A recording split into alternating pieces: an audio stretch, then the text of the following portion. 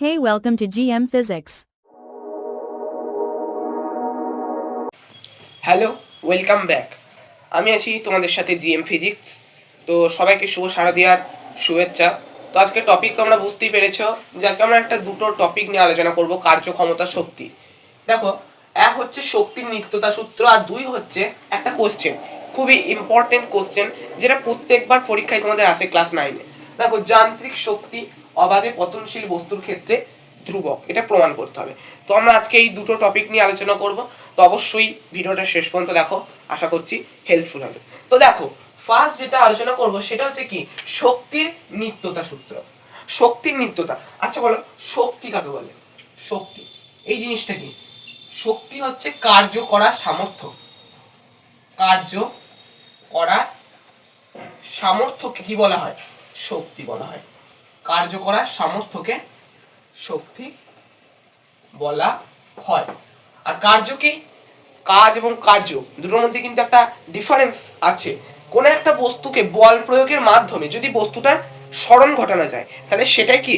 কার্য। তাহলে সেই কার্য করার যে সামর্থ্য, সেটাই হচ্ছে কি? শক্তি। বোঝা গেল? এবার শক্তির নিত্যতা সূত্র, এইটা আসলে কি? দেখো, এই মহাবিশ্বের শক্তির মান কিন্তু ধ্রুবক। এই মহাবিশ্বে শক্তির মান কিন্তু ধ্রুবক, সব সময় মনে রাখবে। শক্তির মান ধ্রুবক, অর্থাৎ শক্তির কোনো সৃষ্টি বা ধ্বংস নেই। শক্তি কেবল এক রূপ থেকে অন্য রূপে কি হয়? রূপান্তরিত হয়। অর্থাৎ শক্তিকে ধ্বংস করাও যায় না, আবার সৃষ্টি করাও কিন্তু যায় না। যে মনে করো হাফ বয়েল ডিম খেয়ে নিলাম 7 দিন ধরে, একটা বিরাট শক্তি হয়ে গেল, হবে না। শক্তি কখনো, সেটা হচ্ছে শক্তি নয়, ঠিক আছে? সেটা কিন্তু শক্তি নয়। অর্থাৎ শক্তির কোনো সৃষ্টি হয় না বা ধ্বংস হয় না। শক্তি কেবল এক রূপ থেকে অন্য রূপে রূপান্তরিত হয়। তাহলে সেটাই হচ্ছে কি? শক্তির নিত্যতা সূত্র। বোঝা গেল? তাহলে আমি আর একবার বলে দিচ্ছি। দেখো, এই মহাবিশ্বে শক্তির মান কিন্তু ধ্রুবক, ঠিক আছে?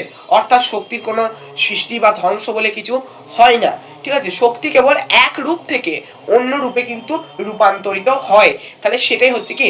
শক্তির নিত্যতা সূত্র। তাহলে এইটাই কিন্তু শক্তির নিত্যতা সূত্র, আর কিচ্ছু নেই, ঠিক আছে? তবে আরেকবার ফ্রেশ করে লিখে দিচ্ছি। দেখো, শক্তির নিত্যতা সূত্র, এই মহাবিশ্বে, এটা তোমরা লিখে নাও, এই মহাবিশ্বে শক্তির মান কনস্ট্যান্ট,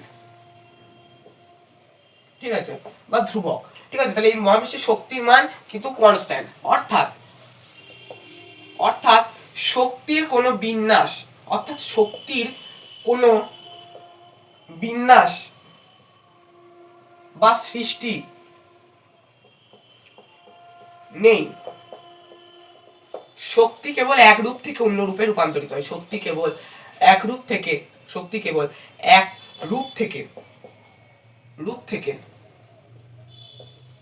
অন্য রূপে রূপান্তরিত হয়। কিরকম? দেখো, আমরা বলি যে হেলদি খাবার খেলে আমাদের শক্তি হবে, ঠিক আছে, গায়ে বল হবে।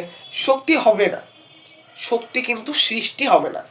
ভালো করে দেখো, আমরা যদি কোনো হেলদি খাবার খাই, তাহলে সেই হেলদি খাবারের মধ্যে যে সমস্ত প্রোটিন যা যা আছে আর কি, তাহলে সেইগুলো কিন্তু রূপান্তরিত হয়ে আমাদের শরীরে আসবে। কেন আসবে? কারণ সেই জিনিসটা আমি খাচ্ছি, আর সেটা কি? হেলদি খাবার। অর্থাৎ সেই জিনিসটা আসলে, এনার্জিটা কিন্তু সেই খাবারের মধ্যে আগে থেকেই ছিল, সেটা কোনো সৃষ্টি হয়নি, ঠিক আছে? সেটা কেবল এক রূপ থেকে অন্য রূপে রূপান্তরিত হচ্ছে। এইটাকেই বলা হচ্ছে কি? শক্তির নিত্যতা সূত্র। তাহলে এইটাই কিন্তু হলো শক্তির নিত্যতা সূত্র, আর কিচ্ছু নেই। এবার দেখো, লাস্ট যে কোশ্চেনটা আছে, যান্ত্রিক শক্তি অবাধে পতনশীল বস্তুর ক্ষেত্রে ধ্রুবক। আচ্ছা, যান্ত্রিক শক্তি এখানে বলেছে। যান্ত্রিক শক্তি জিনিসটাকে আমাদের জানতে হবে, যে যান্ত্রিক শক্তি জিনিসটা আসলে কি। তবেই আমরা বুঝতে পারবো যে যান্ত্রিক শক্তি অবাধে পতনশীল বস্তুর ক্ষেত্রে কি হবে? ধ্রুবক। অর্থাৎ কোন একটা বস্তুর, মনে করো আকার, আয়তন, যা বলতে পারো, এটা কোন একটা বস্তু আছে, মনে করো এটা কোন একটা বস্তু। এবার এই বস্তুর আমি যদি আকার, আয়তন, ঠিক আছে, যা যা আছে বস্তুর, সেই সমস্ত পরিবর্তনের জন্য যে কার্য করার সামর্থ্যকে আমরা লাভ করি, সেটাই হচ্ছে যান্ত্রিক শক্তি। অর্থাৎ কোনো বস্তুকে আকার, আয়তন গতভাবে পরিবর্তন করার জন্য যে কার্যশক্তি আমরা লাভ করি সেটাই হচ্ছে কি যান্ত্রিক শক্তি। শক্তি কিন্তু অনেক রকম হয়, ঠিক আছে, নিউক্লিয় শক্তি, রাসায়নিক শক্তি, চৌম্বক শক্তি, তার মধ্যে হচ্ছে কি যান্ত্রিক শক্তি, ঠিক আছে, যে কার্য করার সামর্থ্য সেটাই হচ্ছে শক্তি। এবার শক্তি কিন্তু অনেক প্রকার হয়, শুধুমাত্র যে যান্ত্রিক শক্তি সেটা বলে কিছু হয় না। যান্ত্রিক শক্তি হয়, তাপ শক্তি হয়, তারপরে শব্দ শক্তি হয়, এগুলো কিন্তু সব শক্তি, কিন্তু এই টপিকে কেবলমাত্র তোমাদের আছে যান্ত্রিক শক্তি। তাহলে সেই যান্ত্রিক শক্তি সম্পর্কে আমরা জানবো যে কোন একটা বস্তুর আকার, আয়তন, ঠিক আছে, গঠনগতভাবে তাকে পরিবর্তন করার জন্য যে কার্য করার সামর্থ্য আমরা লাভ করি সেটাই হচ্ছে কি যান্ত্রিক শক্তি। এবার এই যান্ত্রিক শক্তি টু টাইপ, কি বলেন, টু টাইপ। কি, এক নম্বর হচ্ছে পোটেনশিয়াল এনার্জি, পোটেনশিয়াল এনার্জি, এটা মুছে দিচ্ছি, পোটেনশিয়াল এনার্জি। আর দুই নম্বর হচ্ছে কাইনেটিক এনার্জি।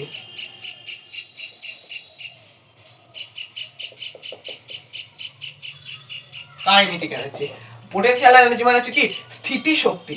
আমরা যেটা পড়েছি, যেটা আমরা বল ও গতিতে যে চ্যাপ্টারটা আমরা পড়েছিলাম, যে স্থিতি শক্তি, তাহলে সেটাই হচ্ছে কি যান্ত্রিক শক্তির একটা প্রকারভেদ, স্থিতি শক্তি। এবং কাইনেটিক এনার্জি মানে কি গতি শক্তি, বোঝা গেল, মানে স্থির অবস্থায় যে শক্তি হয়, কার্যকর হয়, সেটা স্থিতি শক্তি, এবং গতি শক্তি গতিশীল অবস্থায়, ঠিক আছে। তাহলে এইটাই হচ্ছে কি পোটেনশিয়াল এনার্জি এবং কাইনেটিক এনার্জি।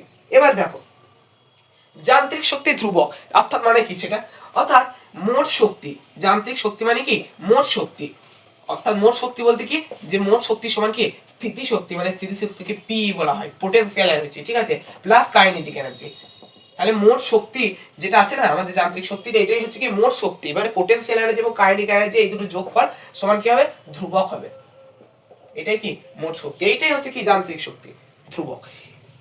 এবার যান্ত্রিক শক্তি আমরা ধ্রুবক, সেটা আমরা জানি যে পোটেনশিয়াল এনার্জি এবং কাইনেটিক এনার্জি যোগফল সমান কি হয়, ধ্রুবক হয়। তাহলে এটাই হচ্ছে যান্ত্রিক শক্তি। তাহলে যান্ত্রিক শক্তি কি, যে কোনো একটা বস্তুর আকার, আয়তন পরিবর্তনের জন্য যে কার্য সামর্থ্য লাভ করি সেটাই যান্ত্রিক শক্তি। যান্ত্রিক শক্তি দুই প্রকার, একটা হচ্ছে যে স্থিতি শক্তি, দুই নম্বর হচ্ছে কি গতি শক্তি।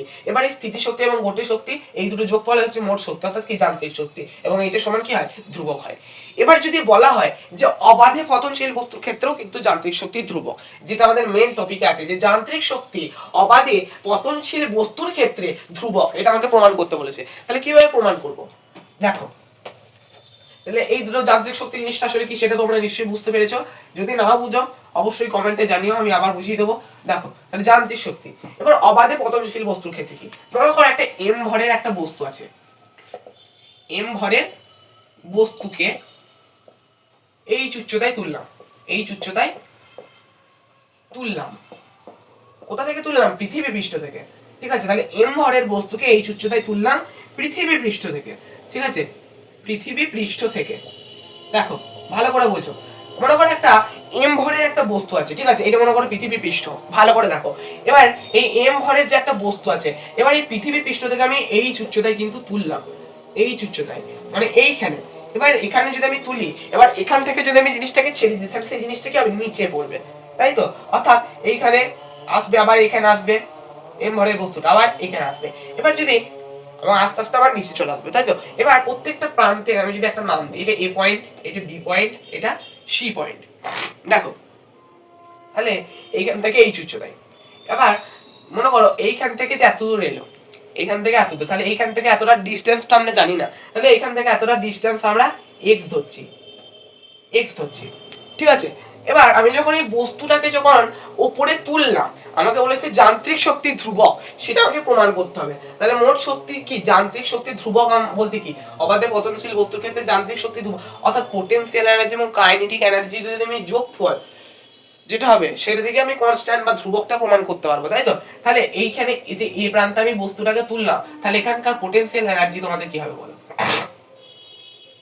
এখানকার পোটেনশিয়াল এনার্জি যেহেতু আমি এই উচ্চতায় তুলেছি, তাহলে এম ভরের বস্তুটাকে, তাহলে একটা গ্র্যাভিটি আছে, তাহলে কি হবে, পোটেনশিয়াল এনার্জি হবে mgh, পোটেনশিয়াল এনার্জি হবে কি mgh, এবং কাইনেটিক এনার্জি কি হবে, জিরো হবে। কারণ আমরা এটা পড়েছিলাম, দেখো একটা কোনো একটা বস্তুকে যদি আমি উপরে ছুড়ি, সেটা কি সমসাময়িকের জন্য সেই বস্তুটা কি হবে, স্থির হবে, এবং স্থির হওয়ার পর আবার আস্তে আস্তে নিচে গতিশীল হবে, সেটা আমরা বল গতিতে আমরা পড়েছিলাম। তাহলে এইটাও সেরকম, কাইনেটিক এনার্জি এখানে জিরো, পোটেনশিয়াল এনার্জি এখানে কত, mgh, ঠিক আছে, এবার দেখো এই প্রান্ত থেকে যখন আবার বি প্রান্তে বস্তুটা এলো এম ভরে বস্তুটা, তাহলে এখানকার পোটেনশিয়াল এনার্জিটা কত? তাহলে এখানকার পোটেনশিয়াল এনার্জি কিন্তু আমরা জানি না, এখান থেকে এর ডিসটেন্সটা আমরা জানি না, তাহলে কিভাবে পোটেনশিয়াল এনার্জি বার করবো? তাহলে এখানে আমরা এমজিটা লিখলাম এবং এইচ মানে কি, তাহলে এইচ মাইনাস এক্স, অর্থাৎ এখান থেকে এতটা ডিসটেন্স মাইনাস যদি এতটা ডিসটেন্স করি, এই ডিসটেন্সটা এক্স যদি মাইনাস করি তাহলে এই ডিসটেন্সটা আমরা পেয়ে যাবো। তাহলে এখানকার পোটেনশিয়াল এনার্জি কি হলো? mg into H minus x. এবার এই বস্তুটা এখানে যখন আসবে সেই বস্তুটা কিন্তু গতিশীল, তাহলে গতিশীল হলে কি হবে? কাইনেটিক এনার্জি কি হবে? তাহলে কাইনেটিক এনার্জি হবে হাফ এমভি স্কয়ার, যেটা আমরা পড়েছি হাফ এমভি স্কয়ার। ঠিক, আবার যখন সেই বস্তুটা পৃথিবীর পৃষ্ঠে স্পর্শক বরাবর চলে আসবে তখন কি হবে পোটেনশিয়াল এনার্জি? তখন আবার পোটেনশিয়াল এনার্জির মান কিন্তু সেই বস্তুটা স্থির হওয়ার কারণে সেই বস্তু পোটেনশিয়াল এনার্জি কি হবে? জিরো হবে। এবং কাইনেটিক এনার্জি সেই বস্তুটা যখন পৃথিবীর পৃষ্ঠে আসবে তখন কিন্তু সেটা স্থির সমস্যা হয়নি, পুরোপুরি ভাবে স্থির হয়নি, তাহলে তার কাইনেটিক এনার্জি তখন থাকবে হাফ এমভি স্কয়ার। বুঝা গেল? তাহলে এইভাবে কিন্তু বস্তুটা দেখো এইচ উচ্চতায় আমি তুললাম, এ প্রান্তে যখন ছিল potential energy MG H, kinetic energy zero, potential energy MG into H minus x, kinetic energy half MV square. Potential energy zero এবং কাইনেটিক এনার্জি কত? Half MV square. এবার আমাদের প্রমাণ করতে হবে যে অবাধে পতনশীল বস্তুর ক্ষেত্রে আমাদের এই যে যান্ত্রিক শক্তি আছে না, সেই যান্ত্রিক শক্তিটা কিন্তু ধ্রুবক। অবাধে পতনশীল বস্তু অর্থাৎ এই যে পোটেনশিয়াল এনার্জি এবং কাইনেটিক এনার্জি এই দুটোর যোগফল, এই দুটোকে আমাকে যোগ করতে হবে। আবার এখানকার বি প্রান্তে পোটেনশিয়াল এনার্জি এবং কাইনেটিক এনার্জি দুটোকে আমরা যোগ করতে হবে, আবার সি প্রান্তেও এই দুটোকে যোগ করতে হবে, এবং তিনটের মান যদি এক হয় তার মানে আমি বলতে পারবো যে যান্ত্রিক শক্তি অবাধে পতনশীল বস্তুর ক্ষেত্রে ধ্রুবক। এবার মেন প্রুফে আমরা আসবো। দেখো ঠিক আছে, তো যারা এতক্ষণ ধরে ভিডিওটা দেখছো তোমাদের অসংখ্য ধন্যবাদ। আশা করছি পুরোটা দেখলে তোমরা পুরোপুরি ভাবে জিনিসটা বুঝতে পারবে এবং কনসেপ্টটা তোমাদের পুরোপুরি ভাবে ক্লিয়ার হবে। তো দেখো এ প্রান্তে আমি এগুলো একটু মুছে দিই, ঠিক আছে, উপরটা একটু মুছে দিই, একটু জায়গা লাগবে, ঠিক আছে, এটা মুছে দিচ্ছি, অবশ্যই তোমরা নোট ডাউন করে নেবে খাতা পেনে, ঠিক আছে। দেখো আমি এ প্রান্তে লিখলাম বা এ বিন্দুতে, ঠিক আছে, তাহলে এই যে এ বিন্দুতে পোটেনশিয়াল এনার্জি কত? পোটেনশিয়াল এনার্জি হচ্ছে mgh, ঠিক আছে, এবং কাইনেটিক এনার্জি কত? জিরো। তাহলে টোটাল এনার্জি কত? অর্থাৎ কি potential PE plus kinetic energy এই দুটো যোগফল, তাহলে সমান কি হবে? পোটেনশিয়াল এনার্জি কত? mgh, right, plus kinetic energy কত? জিরো। তাহলে এই দুটো যোগফল সমান কি হবে? mgh। তাহলে এ বিন্দুতে টোটাল এনার্জি কত? mgh, এটা হচ্ছে যান্ত্রিক শক্তি, ঠিক আছে। আবার বি বিন্দুতে mgh হতে হবে এবং সি বিন্দুতেও mgh যদি হয়ে যায় তার মানে আমি বলতে পারবো অবাধে পতনশীল ক্ষেত্রে যান্ত্রিক শক্তি কি হবে? ধ্রুবক হবে, ঠিক আছে। তাহলে এ বিন্দুতে হলো potential energy mgh, kinetic energy zero, total energy mgh plus zero plus equal to mgh হয়ে গেল। তাহলে এটা হচ্ছে এ বিন্দুতে।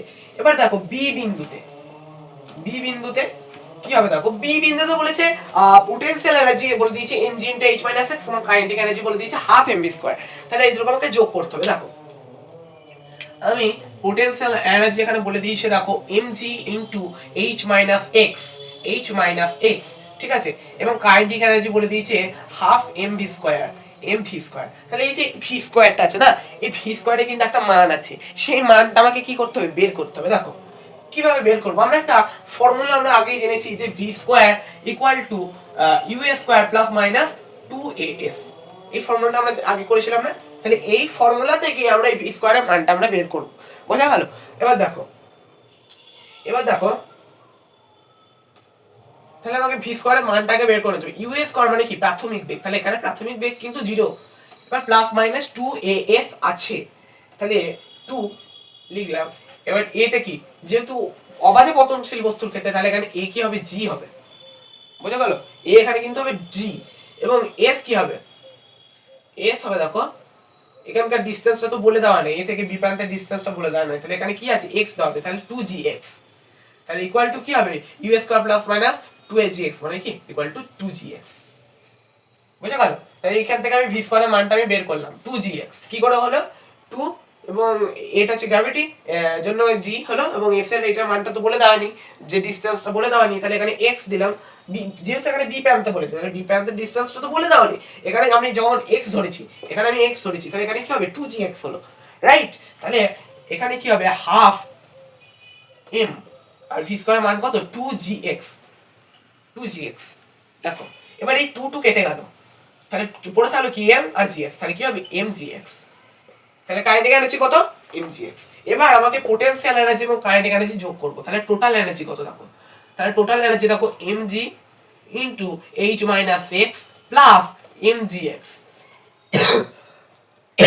বোঝা গেল? তাহলে mg into h minus x plus mgx, ঠিক আছে।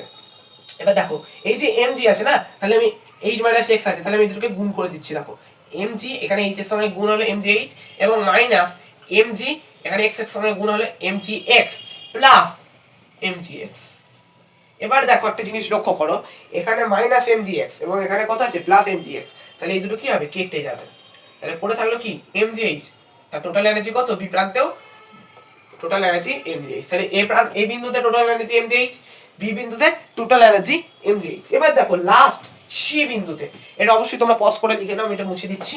দেখো এবার সি বিন্দুতে যদি আমি mgh প্রমাণ করতে পারি, তাহলে বলতে পারবো কি যান্ত্রিক শক্তি অবাধে পতনশীল ক্ষেত্রে ধ্রুবক, তাই তো। তাহলে সি বিন্দুতে কি হবে দেখো, তাহলে সি বিন্দুতেও কিন্তু এখানে সেম। দেখো পোটেনশিয়াল এনার্জি আমাদের বলে দিয়েছে কত, 0 বলে দিয়েছে, পোটেনশিয়াল এনার্জি 0। কাইনেটিক এনার্জি বলে দিয়েছে half mv square, half mv square. তাহলে এখানেও কিন্তু আমাকে এই v স্কয়ারের মানটাকে আমাকে বের করে নিতে হবে, তাই তো। তাহলে v স্কয়ারের মানটা কিভাবে বের করব দেখো, এখানে আমি লিখছি, দেখো উপরটা আমি বের করে নিচ্ছি এখানটায়।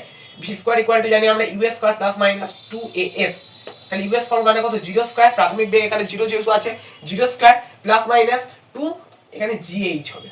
কেন gh হবে দেখো, 2gh হচ্ছে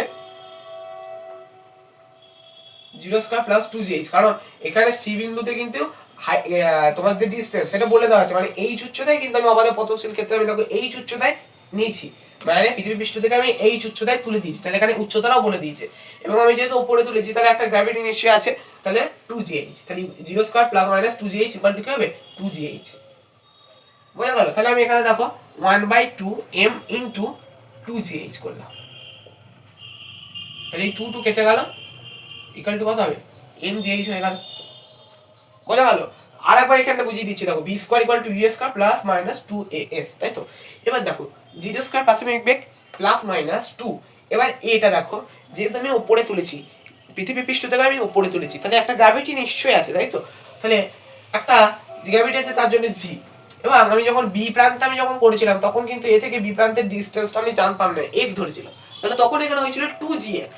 এবার সি প্রান্তে থেকে এ প্রান্ত উচ্চতাটা আমরা জানি কত h, তাই তো। তাহলে এখানে আমি লিখলাম কত h, তাহলে 0 স্কয়ার প্লাস মাইনাস 2gh, তাহলে ইকুয়াল টু কত হলো 2gh হলো, তাই তো। তাহলে এবার দেখো kinetic energy equal to half mv square, এবার ইকুয়াল টু হাফ mv স্কয়ারের মানটা আমরা বার করলাম কত 2gh। এবার এই 2 কেটে গেল, তাহলে কত হচ্ছে mgh। তাহলে এবার যদি টোটাল এনার্জি কত বলি, টোটাল এনার্জি তাহলে কত, potential energy 0 plus kinetic energy mgh, তাহলে 0 প্লাস mgh ইকুয়াল টু কত mgh।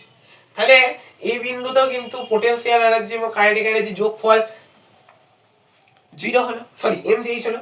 বি বিন্দুতেও কিন্তু হলো mgh, আবার সি বিন্দুতেও কিন্তু হলো mgh। তাহলে আমরা বলতে পারি যে অবাধে পতনশীল বস্তুর ক্ষেত্রে যান্ত্রিক শক্তি ধ্রুবক। কেন?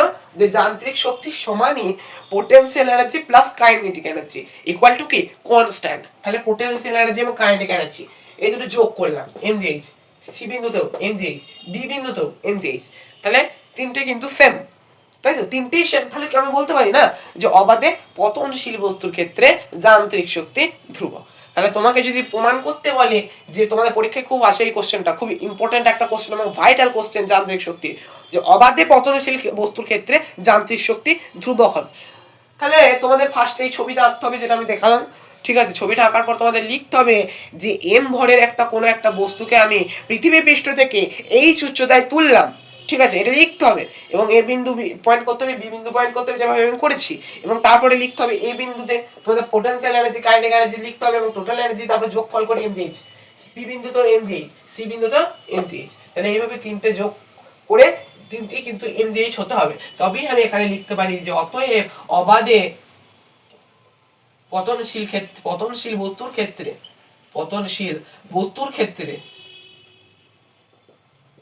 অবাধে পতনশীল বস্তুর ক্ষেত্রে যান্ত্রিক শক্তি কি হবে ধ্রুবক হবে, প্রুভড বা প্রমাণিত লিখে দেবেন। তাহলে এই হলো তোমাদের যান্ত্রিক শক্তি বোঝা গেল? তাহলে আমরা এই ভিডিওটা আজকে কি কি আলোচনা করলাম? শক্তির নিত্যতা সূত্র, যান্ত্রিক শক্তি কি, যান্ত্রিক শক্তির প্রকারভেদ, এবং লাস্ট একটা ভাইটাল কোশ্চেন যে অবাধে পতনশীল বস্তুর ক্ষেত্রে যান্ত্রিক শক্তি ধ্রুবক। তো আশা করি তোমরা অবশ্যই ভিডিওটা শেষ পর্যন্ত দেখলে। তো দেখার জন্য তোমাদের অসংখ্য ধন্যবাদ, এবং আশা করবো যে ভিডিওটা তোমাদের হেল্পফুল হয়ে থাকলে অবশ্যই বলবে, ঠিক আছে? তো আজকে ভিডিওটা এই পর্যন্তই। তোমরা নিশ্চয়ই বুঝতে পেরেছো, এবং তোমাদের সবাইকে শুভ শারদীয়ার শুভেচ্ছা, অভিনন্দন। তো আজকের ভিডিওটা এই পর্যন্তই। আবার বলছি, ভিডিওটা শেষ পর্যন্ত দেখার জন্য অসংখ্য তোমাদের ধন্যবাদ, ঠিক আছে? এইভাবে আমার পাশে থেকো। তো আজকের ভিডিওটা এই পর্যন্তই। So thanks for watching my